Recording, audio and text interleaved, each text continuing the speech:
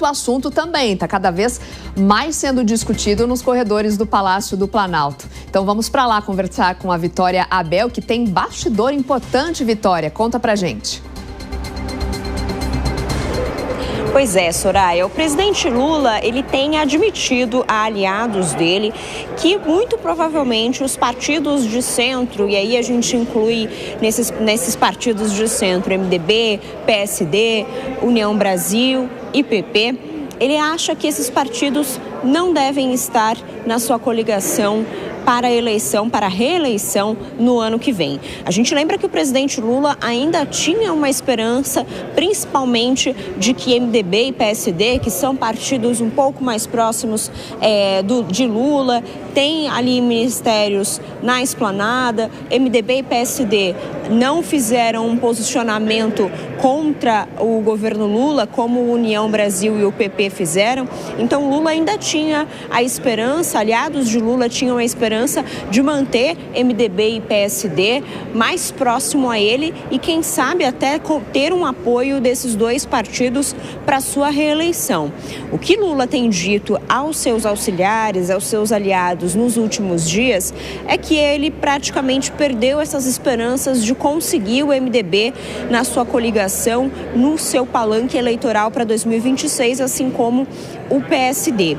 Isso porque ele tem reconhecido que os dois partidos são muito heterogêneos, principalmente no sul do país. O MDB e o PSD têm uma postura mais à direita, tem ali lideranças dos dois partidos que são próximas ao ex-presidente Jair Bolsonaro, também ao governador de São Paulo, Tarcísio de Freitas, e ele compreendeu que mesmo com bancadas fortes no Nordeste, também no norte do país, nessas duas legendas que apoiam a ele, a gente cita, por exemplo, o senador Renan Calheiros, que é um nome muito importante do MDB e é um apoiador do presidente Lula, lá de Alagoas. Mesmo assim, o partido não deve se unir, na visão de Lula, para ter uma posição nacional de orientação à reeleição dele, de apoio à reeleição dele, e o mesmo também deve acontecer com o PSD. Visto isso, qual que é o objetivo do Lula agora? É tentar fazer com que esses partidos de centro não apoiem ninguém, fiquem neutros. É o que a gente chama aí de liberar os diretórios. Liberar os diretórios regionais para apoiar quem eles acharem melhor. Então, de acordo com as costuras de cada estado, cada direção estadual vai poder escolher se apoia o Lula ou se apoia outro futuro candidato da direita.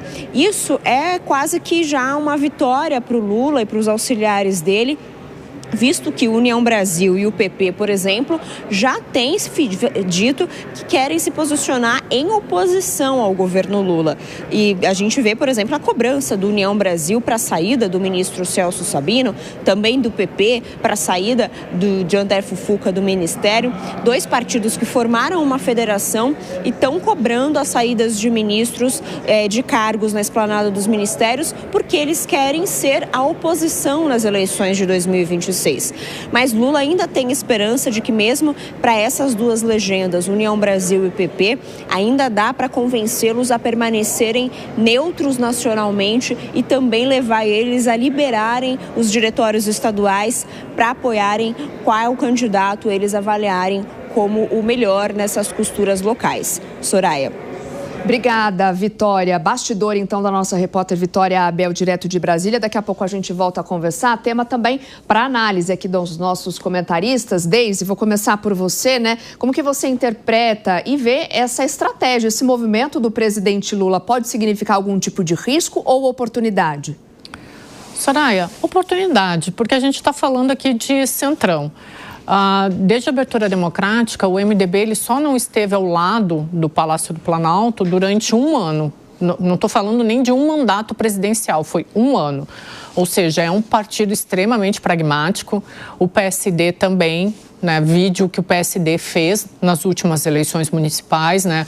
Através do seu pragmatismo conseguiu fazer o maior número de prefeituras.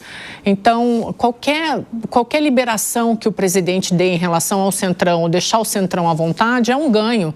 Porque o que vai acontecer? Tanto o MDB quanto o PSD, durante a campanha eleitoral, até pode marcar uma posição agora, dizendo, olha, nós somos contra. Mas fato é que a característica do Centrão é se alinhar sempre ao lado que está ganhando. Então, se durante a eleição presidencial do ano que vem eles perceberem que o presidente Lula está ganhando, que a direita está ganhando, eles vão nessa direção. Isso não sou eu que estou falando, os estudos, a história comprova isso. Então, deixar os partidos livres, nesse momento, principalmente MDB e PSD, é uma oportunidade para ele. O que vai dizer efetivamente o que vai acontecer é a campanha eleitoral do ano que vem. Quem estiver ganhando consegue maior apoio do Centrão. União Brasil já é uma característica um pouco diferente, né? Mas a gente tem que ver de novo como que vai se desenhar esse movimento até lá. Hoje se mantém como oposição. Mas aqui no Brasil a gente sabe que tudo pode mudar e as últimas eleições elas demonstram que o Centrão sempre vai para o lado de quem está ganhando.